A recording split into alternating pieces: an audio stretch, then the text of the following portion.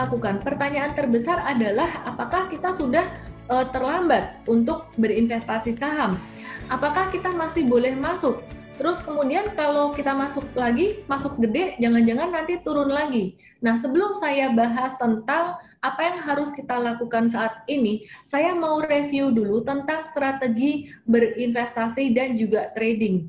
Nah, kita punya 3 macam strategi. Namun saat crash, kita gunakan investing dan swing trading. Super trader ini kemarin sudah ada 1-2 saham yang masuk, namun juga masih pelan-pelan. Kita untuk super trader pelan-pelan. Nah, perbedaannya apa? Investing dan trading, inti dari perbedaannya adalah investing melihat, membeli saham ini sebagai sebuah perusahaan, membeli perusahaan, bukan membeli harga sahamnya. Beli perusahaan artinya adalah kita melihat bisnis model, melihat manajemen, melihat profitabilitas, dan juga melihat valuasi, ya. Melihat valuasi. Fokusnya dengan menggunakan analisis fundamental dan sebenarnya kalau jadi investor fokusnya adalah pada dividen saham. Namun kalau jadi trader fokusnya adalah pada harga saham, pada capital gain terlepas dari beli jual sahamnya berapa lama. Kalau jadi super trader menggunakan strategi super trader, saya bisa beli dan simpan 6 bulan, bahkan saya pernah simpan saham untuk super trading sampai 1 tahun.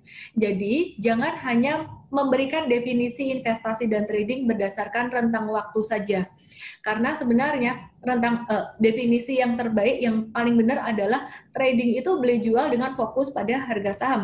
Investing beli jual dengan fokus pada profitabilitas perusahaan. Itu aja. Ya, jadi investing kalau Anda mau beli, lihat prospek perusahaan ini masih bisa menghasilkan laba sustainable enggak. Kalau prospek labanya jelek ya dijual, kayak Warren Buffett lihat prospek laba airlines jelek ya dia jual. Kalau trading lihatnya prospek harga mau naik, kalau harga mau naik meskipun dia fundamentalnya jelek ya tetap dibeli, nggak apa-apa, yang penting naik, judulnya itu. Maka dari itu banyak sekali saham-saham super trader di tahun 2018, 2019, 2017 dan 2016 itu banyak orang yang nanya, Ellen kok beli saham trading banyak yang fundamentalnya kurang bagus gitu, maksudnya lagi struggle, tapi bisa untung sampai 100% dan banyak sekali gitu, banyak saham yang perform bagus gitu harga sahamnya. Kenapa? Karena kita fokus pada supply and demand. Banyak sekali orang yang nanyain saya, banyak banget pertanyaan ini sehingga saya harus bahas gimana sih cara tahu gerak bandar. Apakah harga saham itu dimanipulasi? Apakah harga saham itu digerakkan oleh pihak-pihak tertentu? Bagaimana cara kita bisa mengetahui perbandaran? Bandarmologi itu kayak gimana? Sebenarnya, kalau kita bicara tentang bandarmologi, kita bicara tentang perbandaran, bicara tentang, oh, si bandar itu naikin saham ini itu. Itu sebenarnya hanya bahasa aja, konotasi yang negatif aja, ya, sebuah konotasi negatif. Siapa sih bandar sebenarnya? Anda bisa mengatakan bandar, kalau saya mengatakan big money, institusi, di mana dia punya uang, dia punya pengaruh, ketika dia membeli, harga sahamnya akan naik. Dan ketika dia jual, harga sahamnya akan turun. Kenapa? Karena ketika dia jualan dalam jumlah yang besar. Bagaimana cara big money bekerja? Cara big money bekerja adalah sama seperti kita trader. Sama seperti kita investor dan trader retail. Mereka mau beli di bawah, mereka mau jualan di atas. Nah, big money membeli saham itu pertimbangannya banyak banget. Beberapa perusahaan memilih untuk membeli saham dengan strategi value investing. Mereka beli yang valuasinya masih murah-murah, tapi nggak gerak-gerak, nggak jalan-jalan. Ada nggak perusahaan kayak gitu? Valuasinya murah, fundamentalnya bagus, harga saham nggak gerak selama bertahun-tahun. Ada yang beli kayak gitu dengan cara kayak gitu. Terus ada juga dengan punya pertimbangan yang lain-lain yang saya nggak tahu pertimbangan mereka apa. Kadang-kadang mereka melihat sebuah perusahaan, oh ini bagus nggak bagus, itu kadang-kadang bisa subjektif juga. Maka dari itu, kalau misalkan teman-teman nanya, ngapain institusi membeli perusahaan yang fundamentalnya jelek? Ya nggak tahu, barangkali dia punya pandangan lain, punya prospek bagus, nggak tahu juga. Dulu Warren Buffett tidak mau membeli saham-saham di sektor teknologi, tapi sekarang jadi mau. Apa yang ada di pikiran mereka, kita nggak perlu tahu gitu.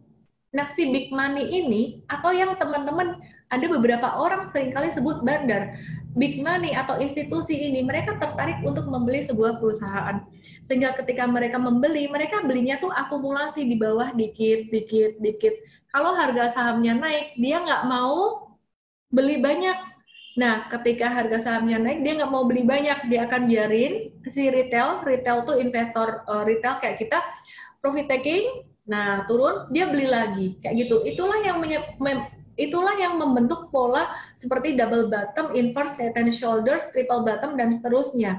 Ya, pattern-pattern di bawah itu. Nah, dari situlah setelah kemudian retail melihat, wah ini harga sahamnya sudah mulai atraktif nih, mulai menarik, retail mulai masuk. Nah, disitulah ya si investor besar ini mulai mendapatkan keuntungan. Kenapa? Karena dia masuk dulu di bawah.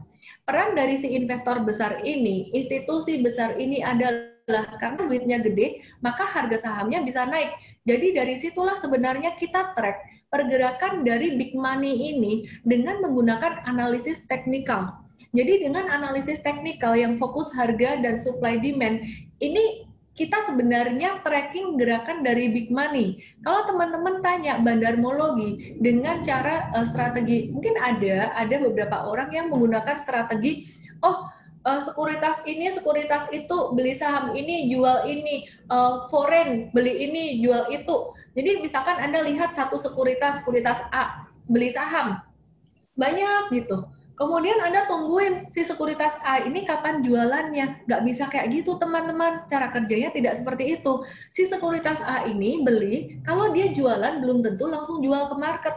Dia bisa jual di pasar negosiasi, dia bisa jual melalui bank kustodian, sehingga transaksinya juga tidak kelihatan di market. Dia pindah saham ke sekuritas B, baru dari sekuritas B ini jual ke retail. Banyak caranya. Kalau mau ngelihatin pergerakan mereka, si A, si B ngapain aja, itu bakalan pusing dan gak bakalan teman-teman bisa tahu karena seringkali action kayak gitu konfidensial.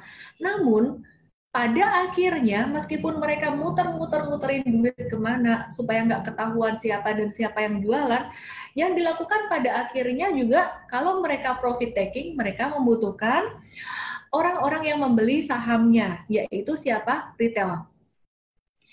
Ketika terjadi transaksi dengan retail di pasar reguler, maka semuanya itu akan tercermin pada grafik saham.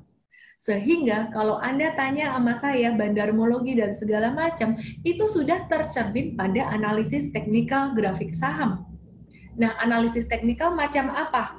Tidak sembarang analisis teknikal. Analisis teknikal yang kita gunakan bukan yang rumit-rumit, justru paling basic banget, yang paling penting adalah kita memahami. Kita memahami bagaimana cara kerja grafik, penggunaan grafik itu kita harus pahami.